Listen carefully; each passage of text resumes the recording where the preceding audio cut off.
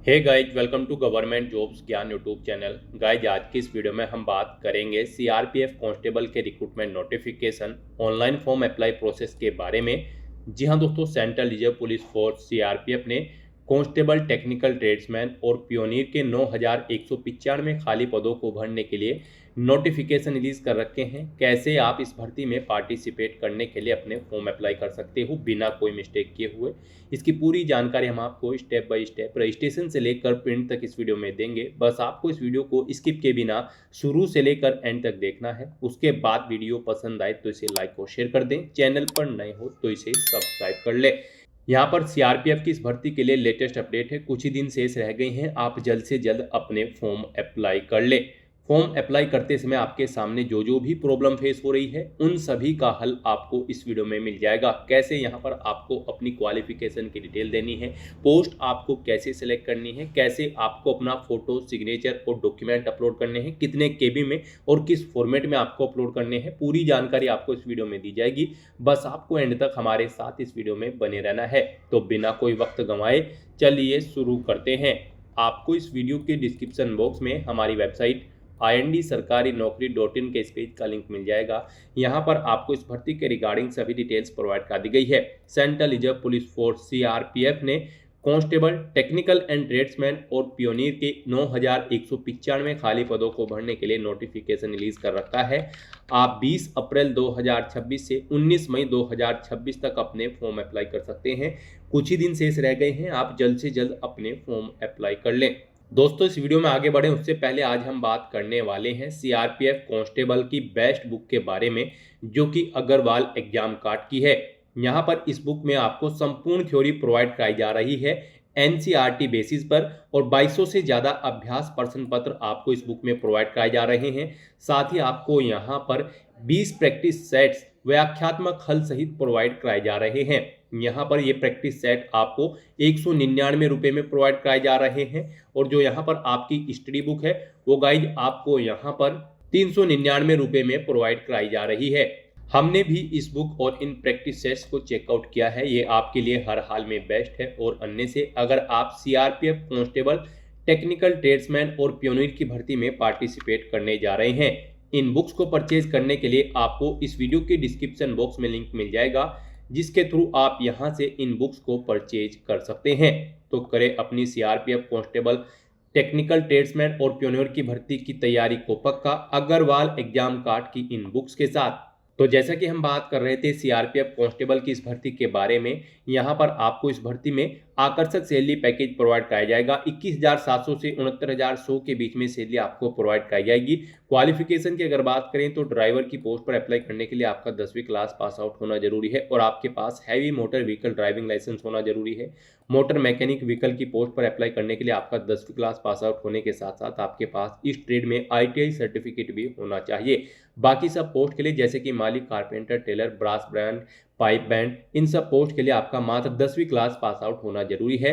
21 से 27 साल यहाँ पर ड्राइवर की पोस्ट के लिए आयु सीमा रखी गई है, और 18 से 23 साल यहाँ पर बाकी सब पोस्ट के लिए आयु सीमा तय की गई है। जनरल, OBC, EWS के लिए 100 रुपये फीस है। SC ST फीमेल के लिए कोई फीस नहीं है। फीस का अमाउंट आप ऑनलाइन मोड से जमा करा सकते हो। सिलेक्शन आपका computer based test, physical efficiency test, physical standard test, trade या स्किल टेस्ट, डॉक्यूमेंट वेरिफिकेशन और मेडिकल एग्जामिनेशन के आधार पर होगा। आप ऑल इंडिया से ऑनलाइन मोड में अप्लाई कर सकते हो। उसके लिए आपको इस पेज को नीचे स्क्रॉल डाउन करना है, इंपॉर्टेंट लिंक सेक्शन में आना है, इंग्लिश नोटिफिकेशन PDF और हिंदी नोटिफिकेशन PDF लिंक पर क्लिक करके इस भर्ती के नोटिफिकेशंस की PDF को इंग्लिश या फिर हिंदी में ओपन कर लेना है, जिसमें आपको सही लगे, और इनमें से आपको पूरी डिटेल रीड कर लेनी है। यहाँ पर आपको सभी डिटेल्स प्रोवाइड कर दी गई है, जैसे कि क्या पोस्ट के नाम है, कितनी उनके लिए नंबर ऑफ वैकेंसीज है, कैसे आप अप्लाई कर सकते हो, कब से कब तक आप अप्लाई कर सकते हो, यहाँ पर किस कैटेगरी के लिए, किस ट्रेड में कितनी वैकेंसीज है, या क्या आपका एलिजिबिलिटी क्राइटेरिया होना चाहिए, पूरी जानकारी आपको इन नोटिफिकेशंस में दे दी गई है। आप सभी डिटेल्स यहाँ से रीड करें, उसके बाद अपने फॉर्म अप्लाई कर लें। फॉर्म अप्लाई करने के लिए भी आपको हमारी वेबसाइट के इसी पेज पर अप्लाई ऑनलाइन का लिंक दिया गया है। जैसे ही आप इस लिंक पर क्लिक करेंगे, आपके सामने सीआरपीएफ का ये ऑफिशियल पोर्टल ओपन होगा। गाइस, यहाँ पर अगर आपने पहले से रजिस्ट्रेशन कर रखा है इस पोर्टल पर, तो आपको कैंडिडेट लॉगिन की टैब दी गई है, आप इस पर क्लिक करेंगे, आपके सामने यहाँ पर लॉगिन का इंटरफेस ओपन होगा। इसमें आपको अपना ईमेल एड्रेस एंटर करना है, अपना पासवर्ड आपको एंटर करना है, ये कैप्चा कोड आपको यहाँ पर एंटर करना है और उसके बाद आपको यहाँ पर साइन इन के इस ऑप्शन पर क्लिक करते हुए अपने डैशबोर्ड में साइन इन करके अपना फॉर्म अप्लाई कर लेना है। और अगर आप इस भर्ती के लिए या फिर इस पोर्टल के थ्रू किसी भी भर्ती के लिए फर्स्ट टाइम अप्लाई करने जा रहे हो तो सबसे पहले यहाँ पर आपको अपना रजिस्ट्रेशन करना होगा। उसके लिए गाइज आपको यहाँ पर रजिस्टर की टैब दी गई है, आप इस पर क्लिक करें, आपके सामने रजिस्ट्रेशन का फॉर्म ओपन होगा। अब यहाँ पर आपको अपना फुल नेम एंटर करना है अपनी 10वीं की मार्कशीट के अकॉर्डिंग। उसके बाद आपको अपनी ईमेल आईडी यहाँ पर एंटर करनी है, फिर यहाँ पर आपको अपना मोबाइल नंबर एंटर करना है और उसके बाद गाइज आपको जनरेट ओटीपी के इस ऑप्शन पर क्लिक करना है। फिर यहाँ पर आपके मोबाइल नंबर और ईमेल आईडी पर ओटीपी आए होंगे, वो ओटीपी आपको यहाँ पर एंटर करने हैं और वेरीफाई ओटीपी के ऑप्शन पर क्लिक करते हुए यहाँ पर आपको अपना मोबाइल नंबर और ईमेल आईडी वेरीफाई कर लेने हैं। मोबाइल नंबर और ईमेल आईडी वेरीफाई करने के बाद आपके सामने कुछ इस तरह से जनरल इंस्ट्रक्शंस ओपन होंगे, आपको इन्हें केयरफुली रीड आउट कर लेना है और उसके बाद गाइज आपको फिर क्लोज के इस ऑप्शन पर क्लिक करना है। इस तरह से यहाँ पर आपकी प्रोफाइल का रजिस्ट्रेशन सक्सेसफुली कंप्लीट हो जाएगा। आपकी रजिस्टर्ड ईमेल आईडी पर एक यूजर आईडी और पासवर्ड सबमिट कर दी गई हैं, आपको उन्हें केयरफुली नोट डाउन करके रख लेना है फ्यूचर यूज के लिए। अब यहाँ पर आपको अप्लाई न्यू एडवर्टाइजमेंट के इस टैब पर क्लिक करना है, फिर आपके सामने कुछ इस तरह से इंटरफेस शो होगा। अब गाइज आपको इस पेज को नीचे स्क्रॉल डाउन करना है और यहाँ पर सीआरपीएफ के इस पोर्टल पर करंट रिक्रूटमेंट ओपनिंग के इस सेक्शन में आना है और यहाँ पर आने के बाद आपको constable technical and tradesman and pioneer recruitment 2026 में अप्लाई हियर के इस ऑप्शन पर क्लिक करना है इस भर्ती पर अप्लाई करने के लिए। फिर आपके सामने कुछ इस तरह से इंटरफेस ओपन होगा। अब यहाँ पर आपका फॉर्म स्टार्ट हो चुका है। गाइस यहाँ पर आपको आपकी पर्सनल इन्फॉर्मेशन जो आपने पीछे रजिस्ट्रेशन करते समय प्रोवाइड कराई थी वो ऑटोमेटिकली फिल मिल जाएगी। यहाँ पर पीछे से उसे फैच कर लिया गया है। अब यहाँ पर आपको अपनी आइडेंटिटी की डिटेल देनी है। यहाँ पर आप अपनी कोई एक आइडेंटिटी सेलेक्ट करें, जैसे कि पैन कार्ड या फिर ड्राइविंग लाइसेंस या फिर आधार या फिर वोटर आईडी। आप अपने अकॉर्डिंग कोई भी ऑप्शन सेलेक्ट करें। उसके बाद यहाँ पर उसका नंबर आप एंटर करें, फिर यहाँ पर उस पर जो आपका नाम अंकित है वो नाम यहाँ पर आप एंटर करें। उसके बाद यहाँ पर आपको अपनी कुछ एडिशनल इन्फॉर्मेशन प्रोवाइड करनी है। यहाँ पर गाइज आपको अपनी डेट ऑफ बर्थ सेलेक्ट कर लेनी है इस कैलेंडर में से। फिर यहाँ पर आपको आपकी उम्र शो कर दी जाएगी इस डेट ऑफ बर्थ के अकॉर्डिंग। फिर आपको अपनी नेशनलिटी यहाँ पर सेलेक्ट करनी है। उसके बाद आपको अपने फादर का नाम एंटर करना है, अपनी मदर का नाम एंटर करना है। यहाँ पर आपकी बॉडी पर कोई कट या तिल का निशान है तो उस पैलेस का नाम यहाँ पर आपको एंटर कर देना है। अपना जेंडर आपको सिलेक्ट कर लेना है। फिर यहाँ पर आपको अपना मैरिटल स्टेटस बताना है, आप मैरिड हो या फिर अनमैरिड हो या फिर डाइवोर्स या फिर विडो। आप अपने अकॉर्डिंग यहाँ पर ऑप्शन सेलेक्ट करेंगे। उसके बाद यहाँ पर आपको अपनी डोमासाइल की डिटेल देनी है। यहाँ पर आपको अपना आपके पास डोमासाइल सर्टिफिकेट है, अगर है तो आप यस करेंगे और फिर यहाँ पर गाइड आप बताएंगे कि क्या आप अपने मूल राज्य या केंद्र शासित प्रदेश से दूसरे राज्य या केंद्र शासित प्रदेश में प्रवासित हुए हैं, अगर हुए हैं तो आप यस करेंगे और फिर यहाँ पर आप उसकी डिटेल देंगे। क्या आप अपने मूल राज्य केंद्र शासित प्रदेश से आरक्षण का लाभ उठाना चाहेंगे, अगर चाहेंगे तो यस करेंगे और फिर यहाँ पर आप स्टेट सेलेक्ट करेंगे, नहीं चाहते हैं और या फिर आप यहाँ पर अपने मूल राज्य या केंद्र शासित प्रदेश से दूसरे राज्य में अगर प्रवासित नहीं हुए हैं तो यहाँ पर आप सिंपली नो ऑप्शन सेलेक्ट करेंगे। फिर यहाँ पर आपको अपना स्टेट सेलेक्ट कर लेना होगा, जिस स्टेट का आपके पास डोमिसाइल है। फिर यहाँ पर आपको अपना डिस्ट्रिक्ट सेलेक्ट कर लेना है उस स्टेट का। उसके बाद यहाँ पर आपको अपना डोमिसाइल का जो प्रमाण पत्र है उसका नंबर यहाँ पर एंटर कर देना है। और गाइज अगर आपके पास डोमिसाइल नहीं है तो आप सिंपली यहाँ पर नो ऑप्शन सेलेक्ट कर लेंगे। उसके बाद यहाँ पर आपको अपनी कैटेगरी की डिटेल देनी है। यहाँ पर आपको अपना रिलीजन सेलेक्ट कर लेना है। उसके बाद आपको अपनी कैटेगरी सेलेक्ट करनी है, आप जिस कैटेगरी से बिलोंग करते हैं। अगर आप रिजर्व कैटेगरी से बिलोंग करते हैं तो फिर यहाँ पर आपको अपना कास्ट सर्टिफिकेट नंबर एंटर करना है। आपके पास आपका जो कास्ट सर्टिफिकेट है वो किस स्टेट का है वो स्टेट आपको सेलेक्ट कर लेनी है। फिर गाइज यहाँ पर आपको जारी करने वाला डिस्ट्रिक्ट यानी कि जिला सेलेक्ट कर लेना है। उसके बाद आपको प्राधिकारी का नाम सेलेक्ट करना है जिसने आपको आपका कास्ट सर्टिफिकेट इशू कराया है, जैसे कि सिटी मजिस्ट्रेट या फिर एडीएम या फिर डीएम। आप अपने कोडिंग ऑप्शन सेलेक्ट करेंगे। जारी करने की जो तिथि है वो यहाँ पर आपको सिलेक्ट कर लेनी है, किस डेट को आपको आपका कास्ट सर्टिफिकेट इशू हुआ है वो डेट आपको सिलेक्ट कर लेनी है। उसके बाद गाइज यहाँ पर आपको अपनी कुछ रिजर्वेशन की डिटेल प्रोवाइड करनी है। यहाँ पर आपको बताना है आप डायरेक्ट एंट्री के थ्रू भर्ती में पार्टिसिपेट करना चाहते हैं या फिर आप ई एक सर्विसमैन हैं। आप अपने अकॉर्डिंग ऑप्शन सेलेक्ट करेंगे। यहाँ पर अगर आप ई एक सर्विसमैन हैं तो आप ई एक सर्विसमैन ऑप्शन सेलेक्ट करेंगे और फिर यहाँ पर आपको अपना ई एक सर्विसमैन का जो सर्टिफिकेट नंबर है वो एंटर करना होगा। ज्वाइनिंग डेट आपको सिलेक्ट कर लेनी होगी, कब आपने सर्विस ज्वाइन की थी, कब छोड़ी है वो डेट आपको सिलेक्ट कर लेनी होगी। इनके अकॉर्डिंग आपकी सर्विस का टोटल पीरियड यहाँ पर आपको कैलकुलेट करके शो कर दिया जाएगा। और अगर आप ये एक सर्विसमैन नहीं है तो आप डायरेक्ट एंट्री ऑप्शन सेलेक्ट करेंगे। फिर यहाँ पर आपसे पूछा गया है कि क्या आपके खिलाफ कोई आपराधिक मामला लंबित है। अगर है तो आप यस करेंगे, नहीं तो नो ऑप्शन आप सेलेक्ट कर लेंगे। फिर आपसे पूछा गया है कि क्या आपके यहाँ पर 1984 के दंगा पीड़ित परिवार से हैं। अगर हैं तो आप यस करें और नहीं है तो आप नो ऑप्शन सेलेक्ट कर लें। फिर आपसे पूछा गया है कि क्या आपके पास कोई उपलब्धि है यहाँ पर स्पोर्ट्स में, स्पोर्ट्स अचीवमेंट है आपके पास कोई। अगर है तो आप यस करेंगे, उसका विवरण यहाँ पर देंगे। नहीं है तो आप सिंपली नो ऑप्शन सेलेक्ट कर लेंगे। फिर यहाँ पर आपको पोस्ट सेलेक्ट करनी है। आप यहाँ पर कांस्टेबल, टेक्निकल एंड ट्रेड्समैन और पियोनियर की किस पोस्ट के लिए अप्लाई करना चाहते हैं वो पोस्ट यहाँ पर आप अपने अकॉर्डिंग सेलेक्ट कर लें। इस तरह से अपने डिटेल्स प्रोवाइड करने के बाद गाइज फिर आपको सेव एंड नेक्स्ट के इस ऑप्शन पर क्लिक करना है। नेक्स्ट यहाँ पर आपको अपने एड्रेस की डिटेल प्रोवाइड करनी है। गाइज यहाँ पर आपको अपना परमानेंट एड्रेस एंटर करना है। यहाँ पर आप अपना परमानेंट एड्रेस एंटर करें।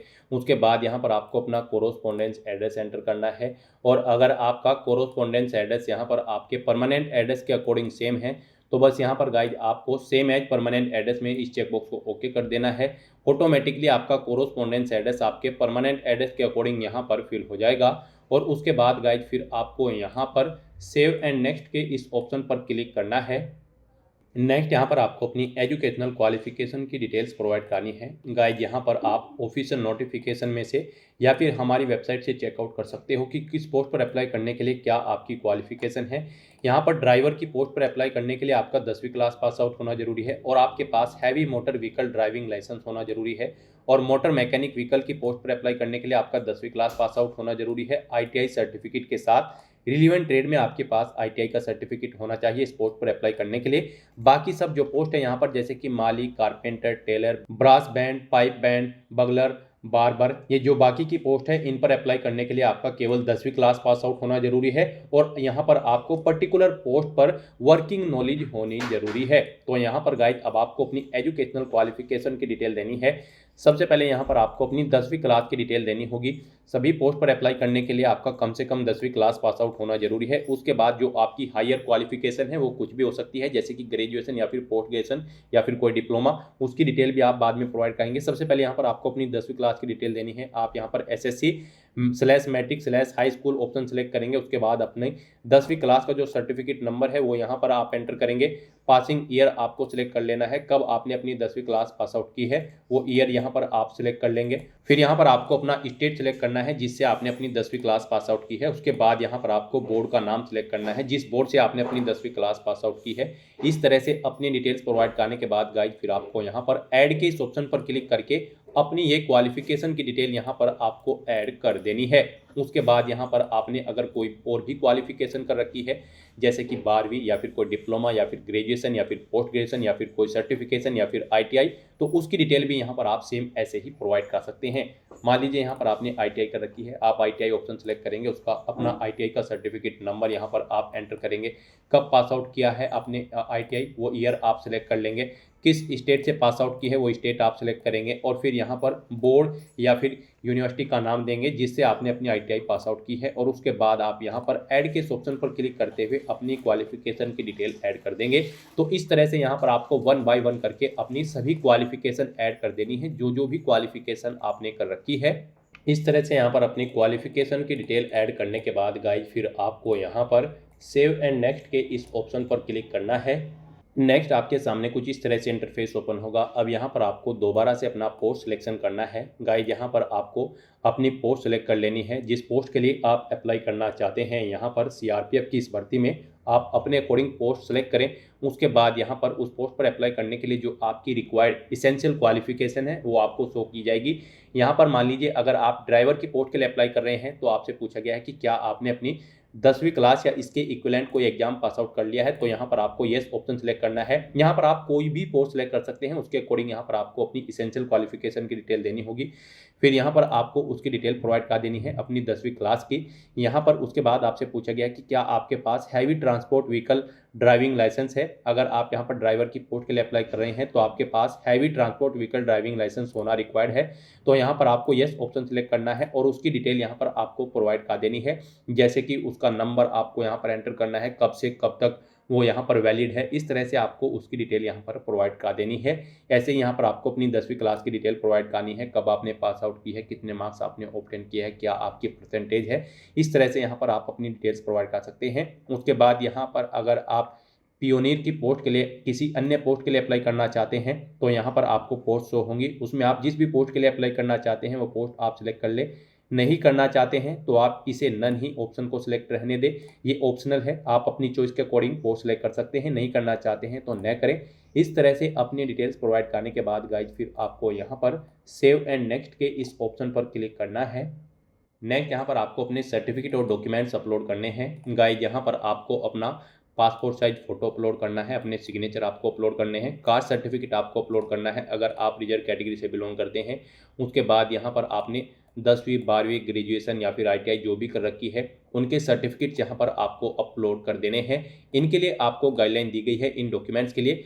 गाइड यहाँ पर आपका जो फोटो होगा वो 50 KB से 100 KB के बीच में होना चाहिए, JPG या फिर JPG या फिर PNG फॉर्मेट में होना चाहिए। सिग्नेचर भी आपके 50 KB से 100 KB के बीच में होने चाहिए, JPG JPG या फिर PNG फॉर्मेट में होने चाहिए। और बाकी के जो सर्टिफिकेट है वो यहाँ पर 100 KB से 500 KB के बीच में होने चाहिए और ये JPG JPEG या फिर PNG या फिर PDF फॉर्मेट में होने चाहिए। तो यहाँ पर आपको अपने इन डॉक्यूमेंट्स को अपलोड करने के लिए क्लिक हियर टू अपलोड के ऑप्शंस पर क्लिक करना है, फाइल को सिलेक्ट कर लेना है और 1 बाय 1 करके अपने इन सभी डॉक्यूमेंट्स को यहाँ पर आपको अपलोड कर देना है। उसके बाद आपको इस चेकबॉक्स को ओके करना है और फिर गाइड सेव एंड नेक्स्ट के इस ऑप्शन पर क्लिक करना है। नेक्स्ट यहाँ पर आपने पीछे अब तक जो डिटेल प्रोवाइड कराई है उसका पूरा प्रीव्यू आपको शो कर दिया गया है। आपको सभी डिटेल्स केयरफुली चेकआउट करनी है, इस पेज को नीचे स्क्रॉल डाउन करना है और यहाँ पर गाइज अब आपको अपना पैलेस एंटर करना है, जिस पैलेस से आप बिलोंग करते हैं। उसके बाद यहाँ पर आपको अपना सेंटर सेलेक्ट करना है, आप जिस सेंटर पर एग्जाम में पार्टिसिपेट करना चाहते हैं या फिर इस भर्ती का जो टेस्ट होंगे यहाँ पर फिजिकल टेस्ट वगैरह या मेडिकल टेस्ट उनमें आप पार्टिसिपेट करना चाहते हैं वो सेंटर यहाँ पर आप सिलेक्ट करें। उसके बाद यहाँ पर आपको एप्लीकेशन फीस के अमाउंट की डिटेल प्रोवाइड कराई जाएगी। गाइस यहाँ पर अगर आप रिजर्व कैटेगरी से बिलोंग करते हैं, आप SC ST या फिर फीमेल कैंडिडेट हैं तो आपको कोई फीस जमा नहीं करानी है और अगर आप जनरल OBC या फिर EWS कैंडिडेट हैं तो आपको 100 रुपये फीस के रूप में जमा कराने होंगे। लेकिन यहाँ पर 47 रुपये पोर्टल चार्ज सभी कैंडिडेट को जमा कराना होगा, 47 रुपये 20 पैसे। तो यहाँ पर आपको अपना ये पोर्टल चार्ज जमा कराना है। अब यहाँ पर आपको पेमेंट गेटवे में HDFC bank PG option select करना है। उसके बाद आपको ये चेकबॉक्स ओके करना है और फिर गाइज आपको यहाँ पर पे नाउ के इस ऑप्शन पर क्लिक करते हुए अपना फीस पेमेंट करना है। फिर आपके सामने फीस पेमेंट का ये इंटरफेस ओपन होगा। गाइज यहाँ पर आप debit card, credit card, net banking या फिर UPI के माध्यम से अपना फीस पेमेंट कर सकते हो। आपके लिए यहाँ पर सबसे बेस्ट और ईजी ऑप्शन UPI का रहेगा, तो आप UPI के इस ऑप्शन पर क्लिक करें। उसके बाद आपके सामने कुछ इस तरह से इंटरफेस ओपन होगा। अब यहाँ पर आप जनरेट QR के इस ऑप्शन पर क्लिक करिए, ये QR कोड आपको शो होगा, आप इसे अपने UPI से स्कैन करें और अपना फीस पेमेंट कर दें।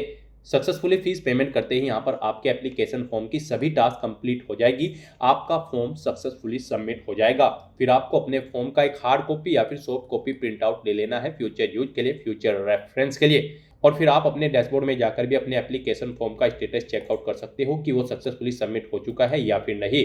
तो दोस्तों ऐसे आप CRPF कांस्टेबल की इस भर्ती के लिए अपने फॉर्म अप्लाई कर सकते हो बिना कोई मिस्टेक किए हुए। आज की इस वीडियो में बस इतना ही। आई होप ये वीडियो आपको पसंद आई होगी। अगर पसंद आई हो तो इसे लाइक और शेयर करें, चैनल पर नए हो तो इसे सब्सक्राइब कर लें। Thanks for watching.